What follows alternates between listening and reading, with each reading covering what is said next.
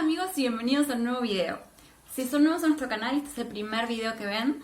Mi nombre es Abril, tengo 25 años y soy argentina. Hace ya 4 años que me convertí al Islam y vivo en Turquía. Soy mamá de 2 niñitos y este es nuestro canal en donde hacemos vlogs de nuestra vida y les compartimos un poco de cómo es vivir en Turquía, de cómo es ser una familia intercultural y les queremos mostrar un poco más de la cultura y de la bella ciudad de Bursa, que es la ciudad donde vivimos. Así que si son nuevos en el canal, suscríbanse y si ya han visto otros videos nuestros, muchísimas gracias por volver y bienvenidos otra vez. El día de hoy les quiero conversar un poco de cómo fue mi conversión hacia el Islam y cómo me puse el velo. Yo nací y crecí en la ciudad de Neuquén capital, en la Patagonia Argentina. Mi familia no es una familia religiosa, mi mamá creció en una familia muy atea y si bien ella no es atea, no practica ninguna religión ni cree en religiones. Mi papá era cristiano, por lo cual cuando yo era chica él sí me hablaba de Dios y me acuerdo de que me había enseñado a rezar el ángel de la guardia, por ejemplo, entre otras cosas, y me hablaba de vez en cuando de religión y de Dios. De hecho, yo fui bautizada en la iglesia católica. Pero cuando yo crecí, él se alejó de la religión y dejó de practicar, en algún momento fue ateo, y hoy es igual que mi mamá. Si bien no niega la existencia de una fuerza mayor, no practica ninguna religión. Yo desde muy chica sí creía en Dios y toda mi vida creía en Dios. Creo que nunca dudé de la existencia de una deidad. Y por ejemplo, mis papás se separaron cuando yo tenía 6 años y estábamos viviendo en la casa de mi tía con mi papá.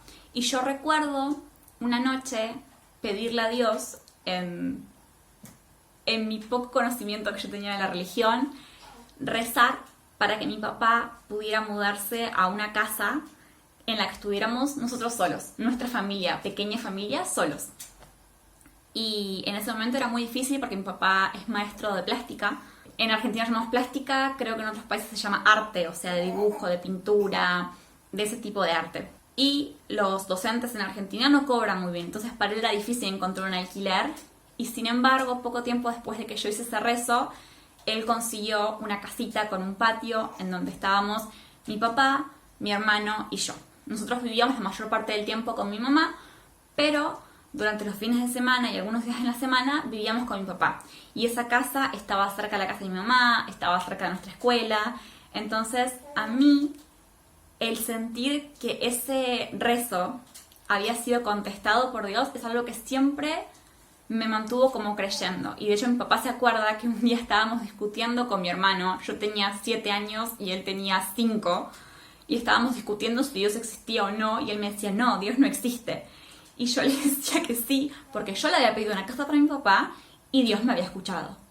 Entonces yo siempre tuve dentro de mí la creencia por Dios, pese a que mi familia no me la inculcó en ningún momento. Y sí creía en el Dios de los cristianos, en el mismo Dios de los cristianos, y me acuerdo, por ejemplo, cuando me bautizaron, porque me bautizaron cuando yo tenía 8 años, y recuerdo que toda la ceremonia del bautismo yo estaba escuchando muy atenta porque quería aprender, porque quería escuchar, porque quería saber más. Y una vez, por ejemplo, también me acuerdo que mi papá y su esposa nos habían llevado a un festejo del Día del Niño que estaba organizado por una iglesia. Entonces, antes del festejo nos pasaron una historia sobre la vida de Jesús. Y yo recuerdo mirarla muy concentrada y con mucha curiosidad porque quería saber más de él, saber más de la religión. Entonces siempre sentí mucha curiosidad por la religión y siempre supe que yo sí creía en el mismo Dios que ellos. Pero por una cosa o por otra nunca practiqué esa religión. Eso fue cuando yo era niña. Ya más de preadolescente y adolescente, mis primos practicaban el budismo. Y mis primos tenían reuniones de jóvenes y siempre me invitaban y yo he ido a muchas reuniones budistas. De hecho, de grande también conocí una chica budista que me había invitado a sus reuniones y todo. Y si bien a mí me llamaban la atención muchos los conceptos budistas, el solo hecho de que no existía una deidad en esa religión hizo que yo nunca realmente quisiera adentrarme ni investigar ni nada, porque para mí siempre existió una deidad, entonces no me llamaba la atención el budismo por ese motivo. Y por ese motivo de que nunca me adentré a ninguna religión, en realidad yo viví mi vida, creyendo en Dios, pero sin practicar ninguna religión. Para quienes conocen nuestro canal y ya han visto la historia de cómo llegué a Turquía, de cómo conocí a mi esposo es turco y es musulmán, es de una familia que es muy religiosa y él mismo, si bien en ese momento no estaba practicando su religión, sí creía firmemente en su religión. Él no tenía dudas de si quería seguir la religión o no, él sabía que esa era la religión para él, que eso es en lo que él creía. De hecho, nosotros hablábamos de qué iba a pasar si nos casábamos, si teníamos hijos, porque estamos en una relación a distancia, yo no lo conozco a él me conoce a mí y mi cultura un poco porque ha venido, pero realmente es una relación muy difícil de mantener y no vale la pena mantenerla si no vemos un futuro en común.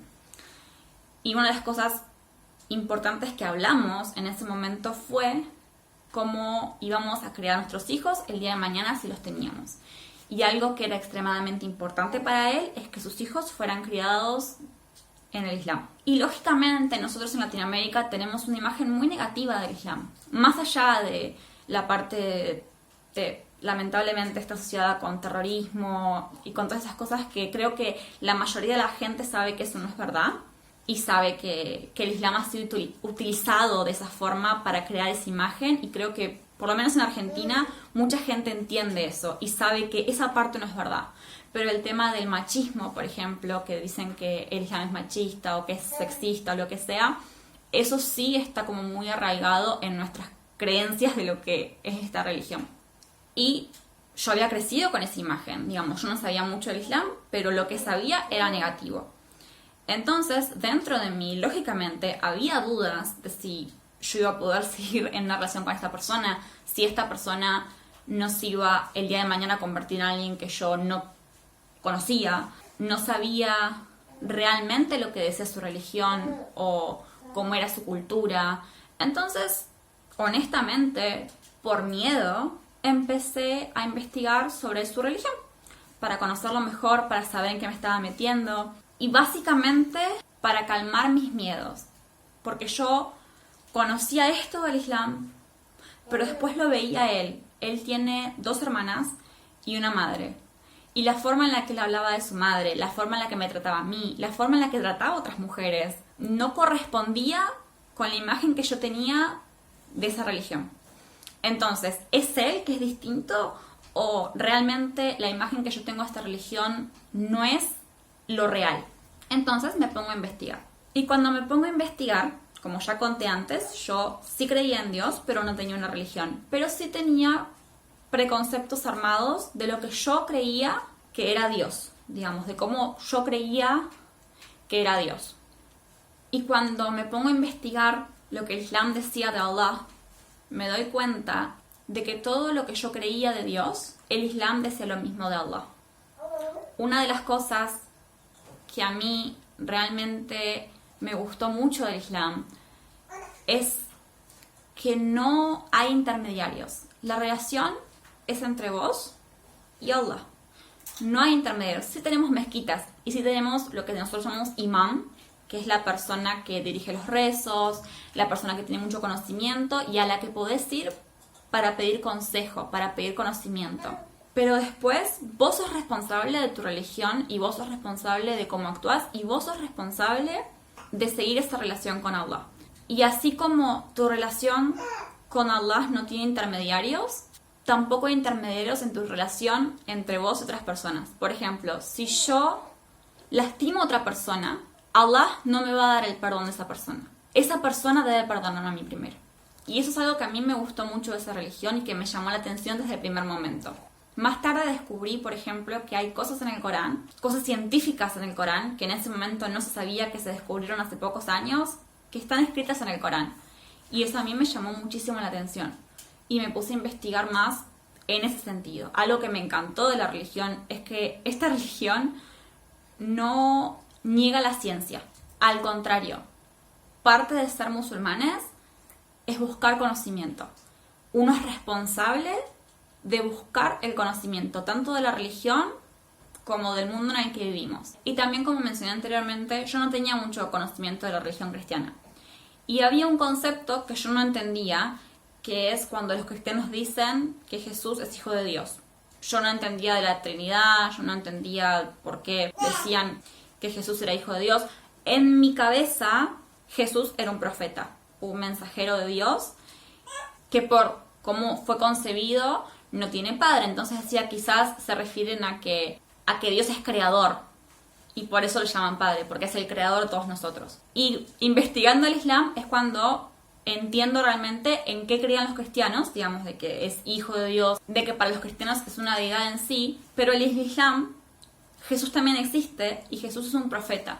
No es hijo de Dios, es una persona que trajo el mensaje del Islam a la tierra hace muchísimos años. Es uno de los profetas más importantes de nuestra religión. De hecho, su nombre coránico es Isa, que es el nombre de mi hijo menor, y es un profeta súper importante en nuestra religión. El Islam cree en el mismo Dios que el judaísmo y que el cristianismo. Es el mismo Dios, son los mismos profetas. De hecho, el otro nombre de mi hijo es Ibrahim, que es Abraham. Creemos en Noah, que para nosotros es Nuh. Creemos en Moisés, que para nosotros es Musa. Y si bien las historias que cuenta el Islam son diferentes en algunos detalles que las que cuenta el judaísmo o las que cuenta el cristianismo, en realidad son extremadamente similares y son las mismas personas, creemos, que trajeron el mensaje de Dios. Y cuando yo empiezo a descubrir todo esto, cuando empiezo a conocer realmente en lo que creía el Islam, dejó de ser tan extraño, porque me di cuenta de que en realidad son religiones muy similares. De hecho, nosotros no podemos negar ni la Torá ni la Biblia, porque creemos que ambos libros son libros que mandó Allah antes de mandar el Corán. Sí creemos que han sido modificados en algunas situaciones y por eso Allah manda otro libro. Pero no podemos negar lo que esos libros dicen porque no sabemos qué fue lo que modificaron y qué fue lo que realmente mandó Allah. Y después de aprender todo esto, me empezó a llamar mucho la atención y empecé a investigar otras cosas más en detalle de, por ejemplo, de cómo es el trato a la mujer, a los hijos, a la gente, los modales de un musulmán, etc. Y en ese momento es cuando en realidad me doy cuenta de que si bien, sí, lamentablemente, muchas culturas musulmanas se han corrompido al punto de que son extremadamente machistas y sexistas. Y todo eso es cierto. Lamentablemente, mucha gente que dice practicar el Islam hace cosas que son extremadamente machistas y opresivas. Pero algo que aprendí fue que la cultura musulmana no es lo mismo que el Islam en sí. En el Islam, el paraíso está a los pies de una madre.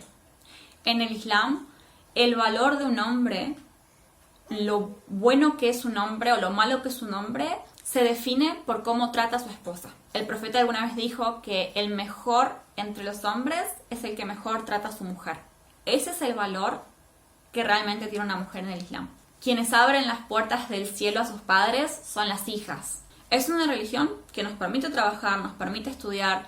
De hecho, la esposa del profeta trabajaba y era más grande que él, tenía más dinero que él y fue ella quien le insinúa primero que quería casarse con él.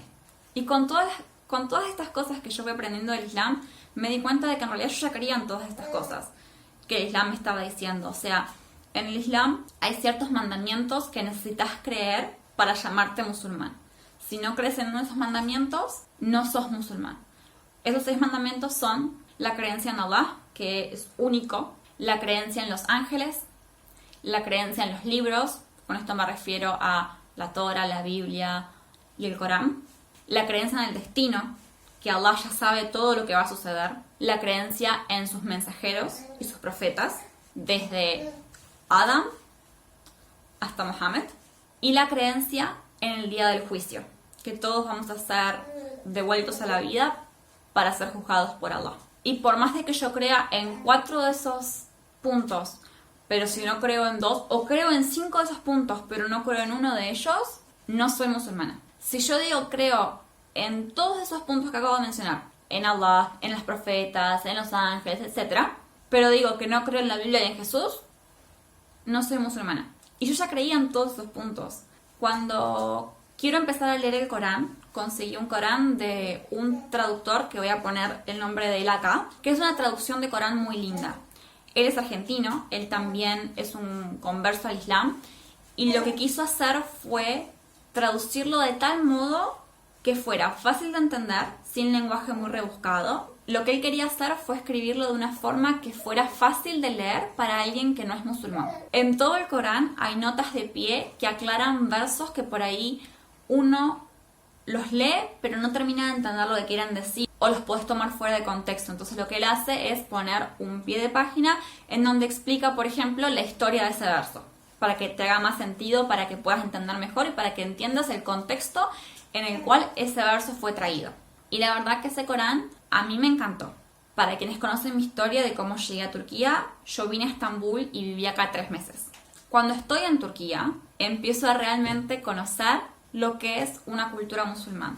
El respeto que tiene la gente hacia todos los seres vivos, no solamente hacia los humanos, sino hacia los gatos, hacia los perros, hacia todos. Empiezo a conocer un poco más de sus valores como sociedad, como cultura. Lógicamente que también tenía en ese momento a mi novio, que yo le preguntaba cosas del Islam y él me iba respondiendo. Y lo que no sabía lo buscaba.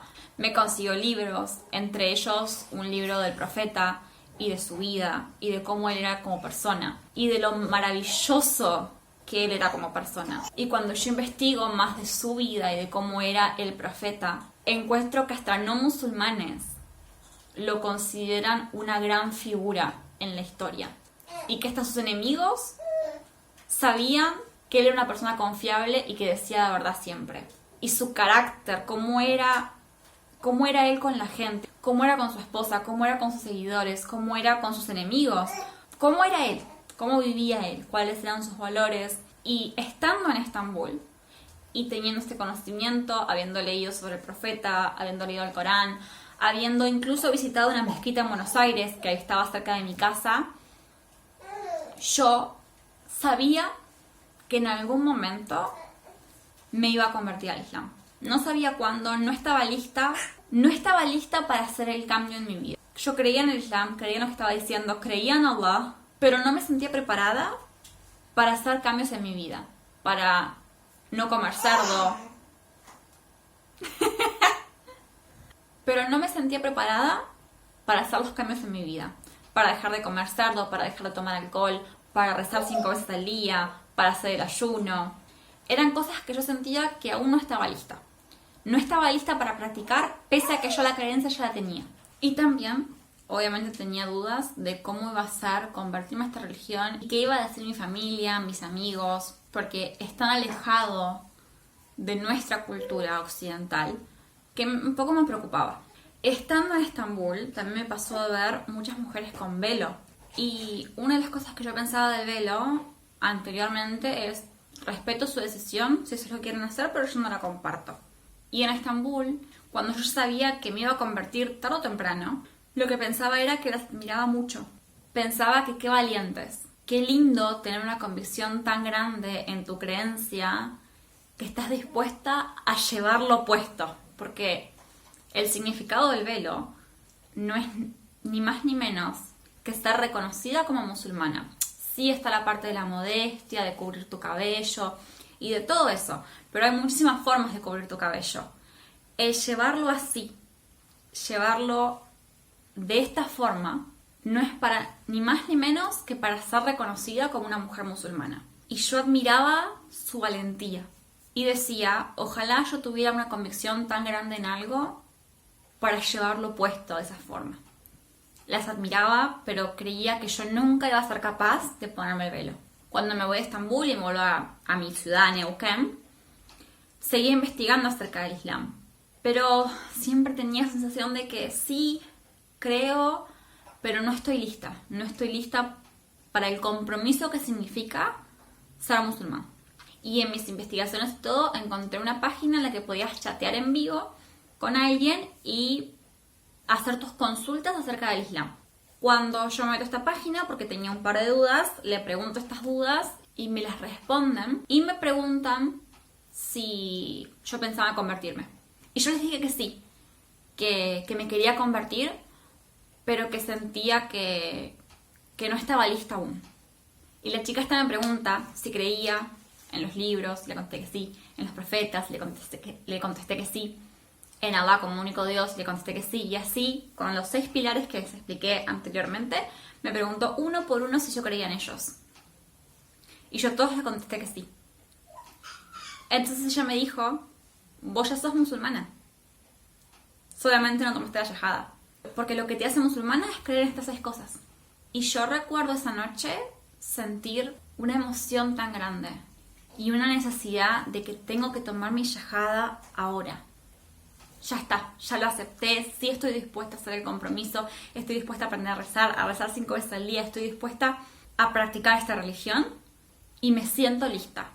Y me acuerdo la emoción que sentía, la adrenalina que sentía. Entonces, bueno, lo llamo a Safa y le pido que por favor me ayude a pronunciar mi shahada, porque la shahada se pronuncia en árabe. La shahada es decir, وَأَشْهَدُ أَنْ لَا إِلَهَ إِلَّا اللَّهُ وَأَشْهَدُ أَنَّ مُحَمَّدًا عَبْدُهُ وَرَسُولُهُ, que significa no hay otra deidad excepto Allah y Mohammed es su mensajero y es un ser humano, no es ni Dios, ni deidad, ni nada, es solo su mensajero. Y cuando dije esas palabras me recorrió un escalofrío por la espalda y sentí una sensación tan extraña, algo que no había sentido nunca. Y realmente me emocioné mucho. Y de hecho tengo el video porque Safa me filmó diciendo esas palabras, pero no se las puedo mostrar porque no llegaba a verlo en ese momento. Pero recuerdo sentirme muy feliz, muy muy feliz. Y durante ese tiempo no podía parar de investigar, de leer, de mirar videos, de escuchar charlas. Era una cosa constante de que yo necesitaba más conocimiento, necesitaba saber más, necesitaba seguir investigando, necesitaba estar permanentemente, todo mi tiempo libre, todo mi tiempo que tenía libre, estaba investigando acerca del Islam. Y eso es algo que les pasa a muchos conversos. Esos primeros días, semanas, meses, a veces años, tenés esta necesidad de saber más. Y es casi como una adicción, como que necesitas más y más y más conocimiento.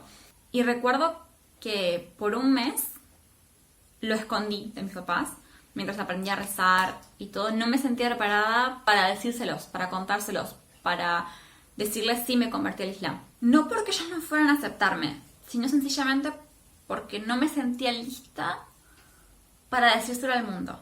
La única que sabía era mi mejor amiga en Buenos Aires, que yo le conté desde el principio, me parece. Y ella era la única persona que sabía. Después no sabía más nadie. Pero un día, mi papá estaba haciendo pizzas. Y nosotros en Argentina, por lo general, la pizza le ponemos jamón de cerdo y queso. Y yo no quería comer jamón. Pero si le decía que no quería comer la pizza con jamón, me iba a preguntar por qué. Entonces, en ese momento decidí decirle a mi papá, papá, vos sabés que yo vengo investigando el Islam, vos sabés que me interesa. Y bueno, me convertí. Me decidí convertirme y él me dijo, bueno, es tu vida, haz lo que vos quieras. Y comí mi pizza sin jamón. Y con mi mamá fue algo parecido. Unos días después de que le dije a mi papá, se lo conté a mi mamá.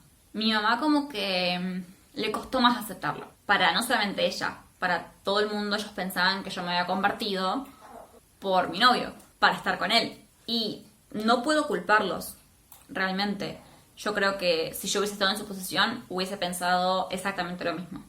Pero a ella le costó un poquito más aceptar mi cambio. Poco tiempo después de que yo di mi shahada, me acuerdo de que estaba en el auto con mi mamá, pasando por enfrente de un mall, y veo una chica con velo.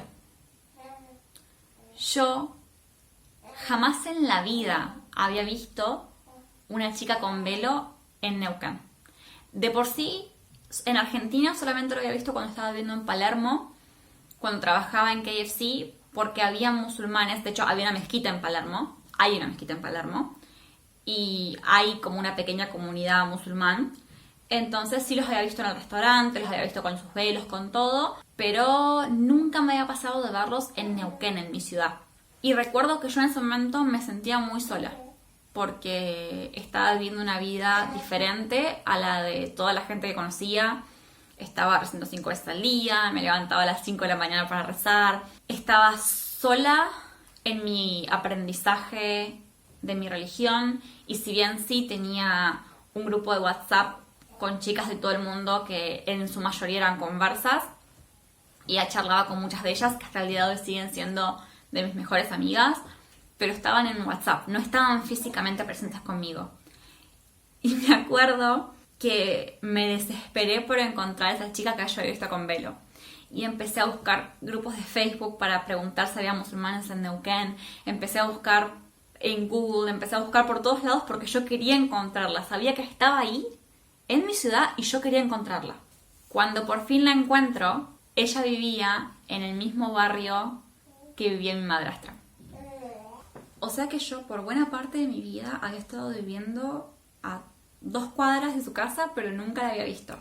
Para cuando yo doy con ella finalmente y empezamos a charlar por WhatsApp, empezamos a hablar y a hacer planes para poder juntarnos, porque ella justo estaba medio ocupada con el cumpleaños de su hijo y otras cosas más, yo había estado ya convertida al Islam hace meses, porque esto fue alrededor de junio, y yo me convertí al Islam el 31 de marzo del 2016. Justo después de que me convertí, unas semanas después de que me convertí, empecé a sentirme incómoda vistiéndome de la forma en que me vestía antes.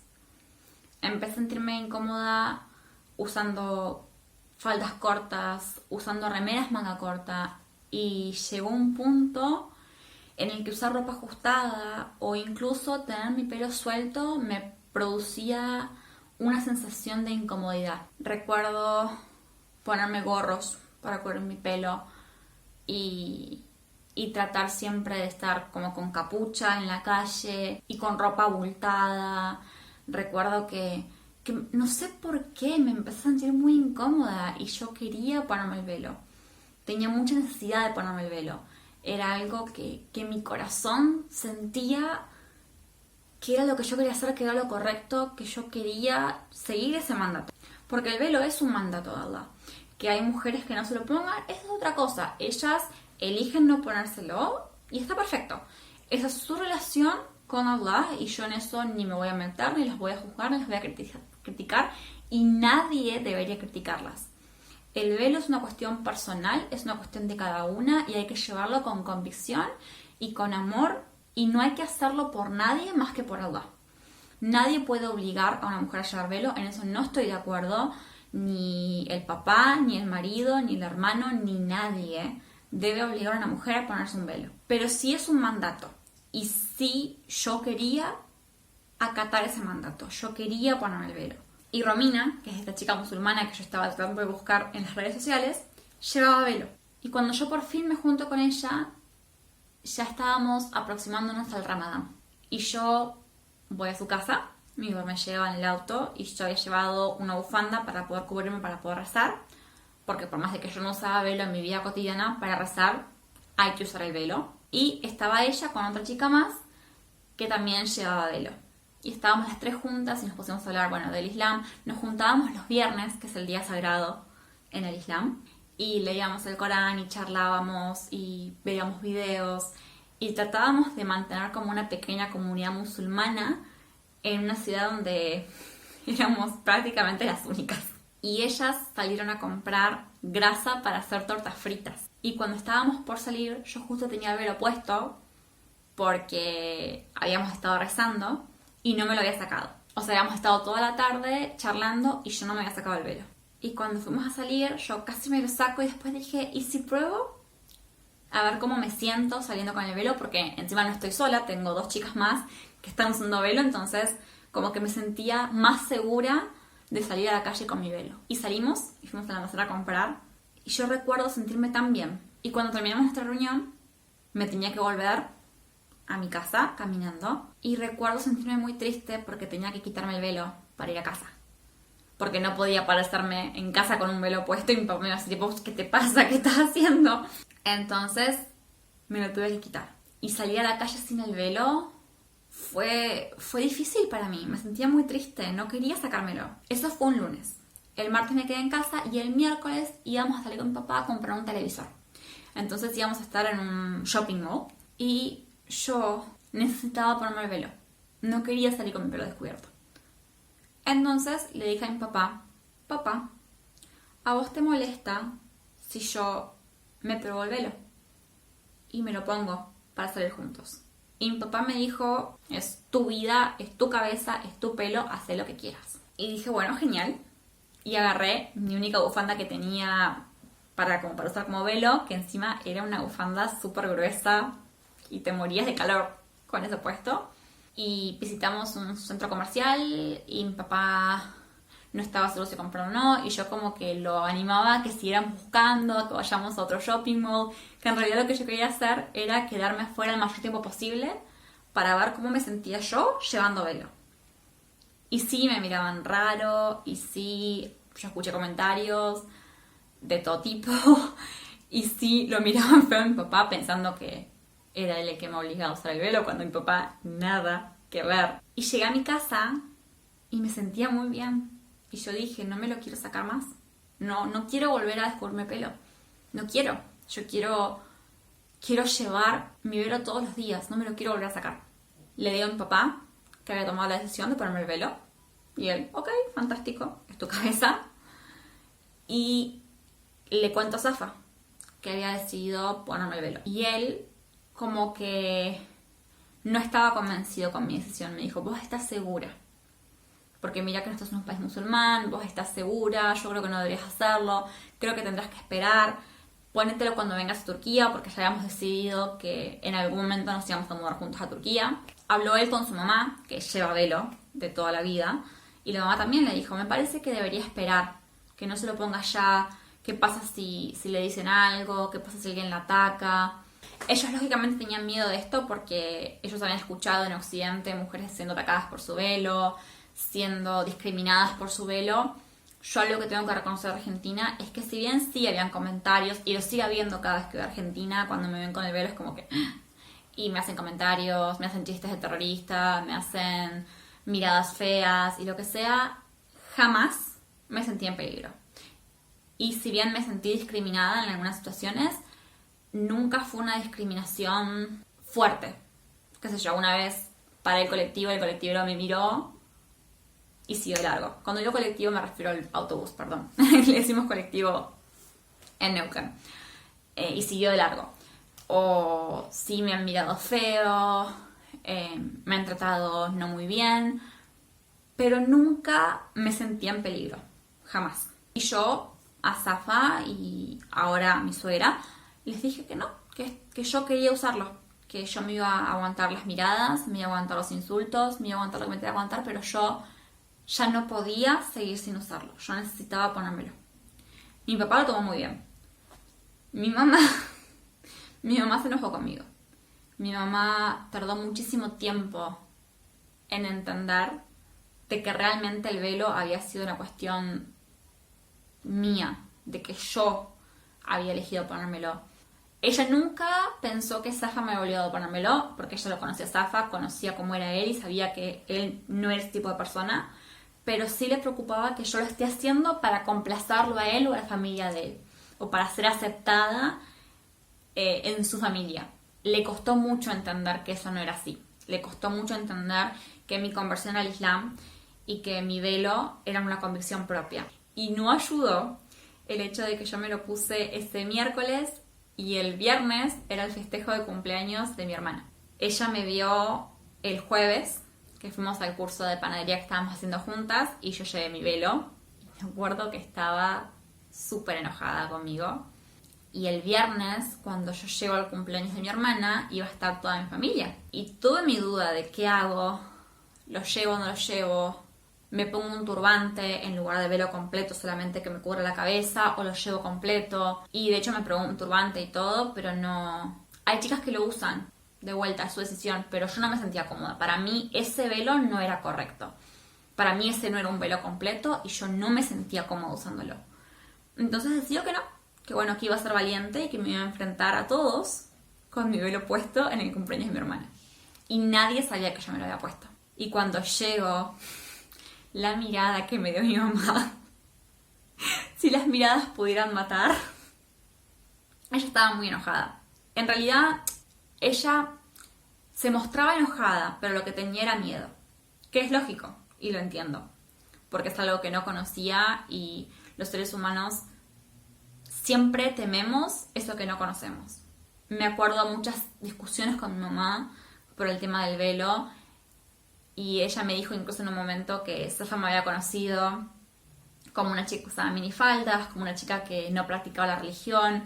Entonces, que si él hubiese querido casarse con una chica musulmana, hubiese buscado una chica musulmana. ¿Qué pasaba si yo, haciendo todos estos cambios, lo perdía a él? Digamos que él iba a dejar de quererme por yo haber hecho todos estos cambios. Y yo le dije, si es así, él tomará su camino y yo tomaré el mío, porque yo esto no lo estoy haciendo por él. Y yo no pienso volver atrás, aunque él me diga que no quiere estar más conmigo. Me dolerá en el alma, pero esto no es por él. Esto es por Allah, esto es por mí, esto es porque yo estoy convencida de esta religión y quiero practicarla. Y si él no me acompaña... Otra discusión que tuvimos fue que ella en un momento me dijo que tantas mujeres habían peleado por el feminismo para que no tuvieran que vestirse de la forma en la que yo estaba vistiendo. Entonces como que yo vestirme de esa forma hacía nulo toda su pelea. Y yo le dije que eso no es cierto. Que ellas no pelearon para vestirse de esta forma o para vestirse de otra forma. Que usar una minifalda o un velo no te hace ni más ni menos libre. Que lo que te hace libre es el poder elegir qué es lo que quieres usar. Que nadie te lo esté dictando.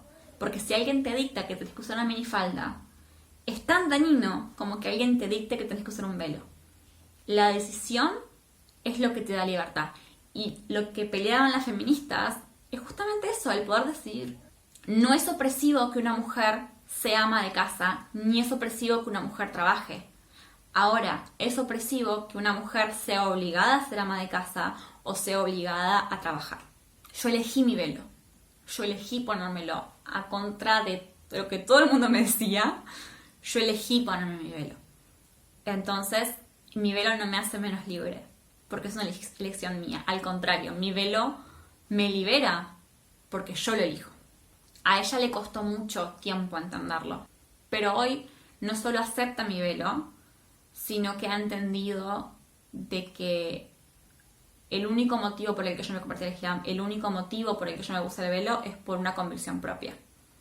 Y de hecho, en ese momento, Safa no estaba practicando cuando yo empecé a practicar.